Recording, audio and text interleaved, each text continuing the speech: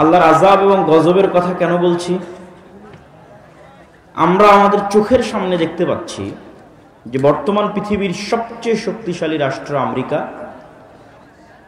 যার কাছে fire service, আগুনকে কন্ট্রোল করার পৃথিবীর সকল উন্নত প্রযুক্তি আছে, এবং এই সকল উন্নত প্রযুক্তির সর্বোচ্চ ব্যবহার, তথা এক জায়গায় আগুন লাগলে যত কর্মী নিয়োগ করা হয়, তো পুরো রাষ্ট্রে আগুন লাগলে যত কর্মী নিয়োগ করা হবে তার সকল কর্মী, সকল ব্যবস্থাপনা এক ছোট্ট আগুন নিভানোর জন্য ব্যয় করা হয়েছে। গত 10-15 দিন অতিক্রম হয়েছে, এখন পর্যন্ত আগুনকে নিয়ন্ত্রণ করা সম্ভব হয়নি, যার মাধ্যমে আল্লাহ সুবহানাহু ওয়া তাআলা প্রমাণ করে দিয়েছেন যে আল্লাহ সুবহানাহু ওয়া তাআলা এখনো তার আযাব এবং তার গজব পাঠাতে সক্ষম।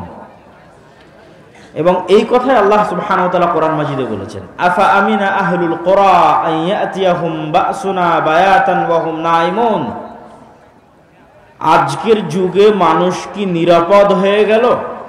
ঢাকাবাসী, দুবাইবাসী, সিঙ্গাপুরবাসী, আমেরিকা, ইসরায়েলবাসী কি নিজেদেরকে নিরাপদ মনে করে নিল যে অত্যাধুনিক প্রযুক্তির যুগে, যখন জানা যায় কখন বৃষ্টি হবে, যখন জানা যায় কোথায় ঝড় তৈরি হচ্ছে, কত কিলোমিটার বেগে কোন দিক দিয়ে সেই ঝড়টা অতিক্রম করবে, যখন ফায়ার সার্ভিস থেকে শুরু করে সকল দুর্যোগ মোকাবেলা করার মানুষ নিজের কাছে সরঞ্জামাদি অত্যাধুনিক ব্যবস্থাপনা তৈরি করে নিয়েছে, তার দ্বারা কি মানুষ মনে করে নিয়েছে যে আল্লাহর আযাব আর গজব আর আসবে না?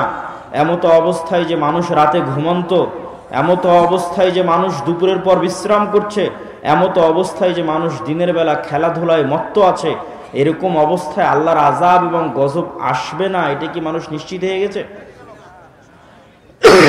যদি মানুষ নিশ্চিত হয়ে গিয়ে থাকে, তাহলে আল্লাহ সুবহানাহু ওয়া তাআলা এবার নিদর্শন দিচ্ছে যে অতীতে আল্লাহ আমাদের চেয়ে শক্তিশালী জাতিদেরকে ধ্বংস করে দিয়েছে। অতীতে আল্লাহ নিজে বলছেন, আল্লাহ সুবহানাহু ওয়া তাআলা পবিত্র কোরআন মাজিদে বলেন, ওয়া কুল্লান আখাযনা বিযামবিহি। অতীতের আমি যত শহর, নগর, বন্দর ধ্বংস করে দিয়েছি, সবগুলো ধ্বংস করেছি পাপের কারণে। ফামিনহুম মান আখাযাতহুমুস সাইহা। কাউকে ধ্বংস করেছি বিকট আওয়াজে, কাউকে ধ্বংস করেছি প্রচন্ড ঝড় বাতাসে, কাউকে ধ্বংস করেছি ফাখাসাফনা বিহিল আরজ, কাউকে ধ্বংস করেছি মাটিতে ধসিয়ে, কাউকে ধ্বংস করেছি পানিতে ডুবিয়ে। আল্লাহ সুবহানাহু ওয়া তাআলা আরো বলেন যে আমি অতীতে কত শত শহর ও বন্দর ধ্বংস করেছি, যারা অহংকারী হয়ে গেছিল, বাতিরাত মাঈশাতাহা, যাদের উন্নত লাইফস্টাইল, উন্নত জীবনযাপন, উন্নত সভ্যতা তাদেরকে অহংকারী করে তুলেছিল।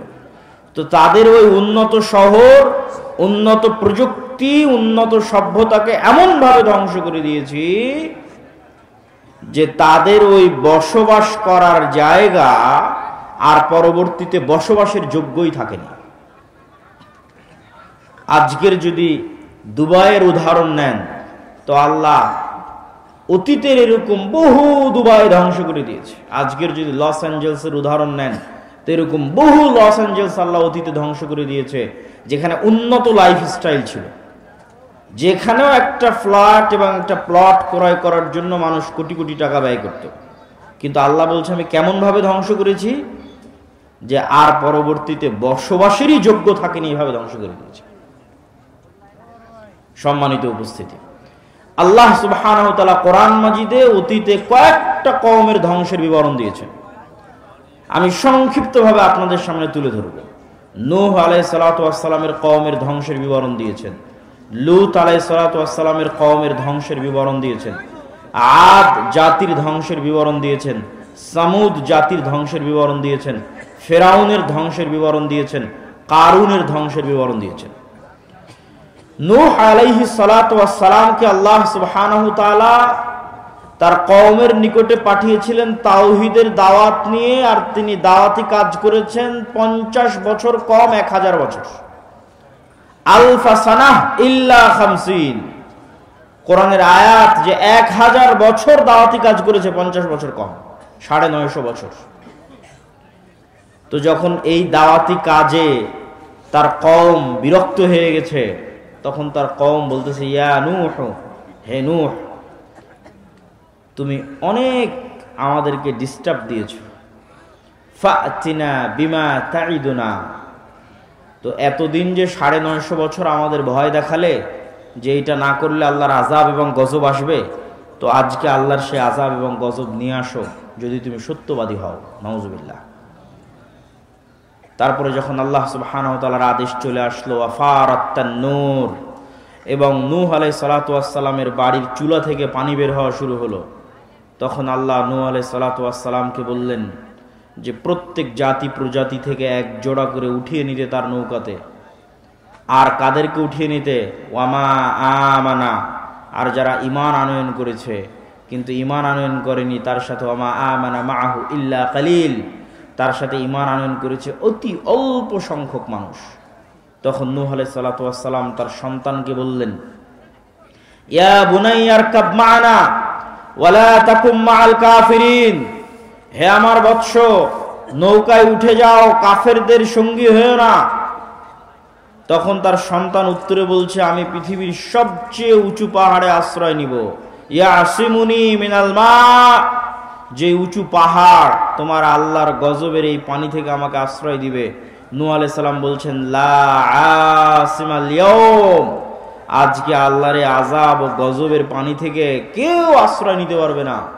যদি হিমালয় পাহাড়ের চূড়ায় গিয়ে আশ্রয় নেয়, তো হিমালয় পাহাড়কে আল্লাহ সুবহানাহু ওয়া তাআলা পানিতে ডুবিয়ে ছাড়বেন, এবং তাই ঘটিয়েছেন আল্লাহ সুবহানাহু ওয়া তাআলা। পানি বাড়তে বাড়তে এমন পর্যায়ে পানি পৌঁছে গেল যে নিচে শুধু পানি, উপরে আসমান, আর কিছু নাই, সব ধ্বংস হয়ে গেছে পৃথিবীতে। তখন আল্লাহ সুবহানাহু ওয়া তাআলা মাটিকে বলছেন, ইয়া আরযু বলঈ, হে মাটি পানি শুষে নাও, আর হে আসমান ক্ষান্ত হও। এবং ধীরে ধীরে পানি কমে গেল, এবং নূহ আলাইহিস সালাতু ওয়াস সালামের নৌকা জুদি নামক পাহাড়ে অবতরণ করল। তো নূহ আলাইহিস সালাতু ওয়াস সালামের কওমের ধ্বংসের বিবরণ তাওরাতে আছে, ইনজিলে আছে, কোরআনে আছে। তো নূহ আলাইহিস সালাতু ওয়াস সালামকে যে ভয়াবহ বন্যা দিয়ে আল্লাহ ধ্বংস করেছেন, আজকের লস অ্যাঞ্জেলসের আগুন তার তুলনায় কিছুই কিছুই কিছুই কিছুই না। তারপরে যদি আসে লূত আলাইহিস সালাতু ওয়াস সালামের কথা, লূত আলাইহিস সালাতু ওয়াস সালামের কওম পৃথিবীতে এমন নিকৃষ্ট গুনাহ করেছিল যা অতীতে পৃথিবীতে আর কেউ কোনোদিন করেনি। আর ওই ভয়ঙ্কর ভয়াবহ গুনাহ থেকে বাঁচানোর জন্য লূত আলাইহিস সালাতু ওয়াস সালাম তার কওমের মাঝে দাওয়াতি কাজ করতেন। তার কওমের উত্তর কি ছিল? তার কওমের উত্তর এটা ছিল যে তুমি যখন এতই পবিত্র, তা আমাদের সাথে থাকার দরকার নেই, আমরা সব অপবিত্র, তুমি পবিত্র, তুমি আমাদের এলাকা ছেড়ে চলে যাও।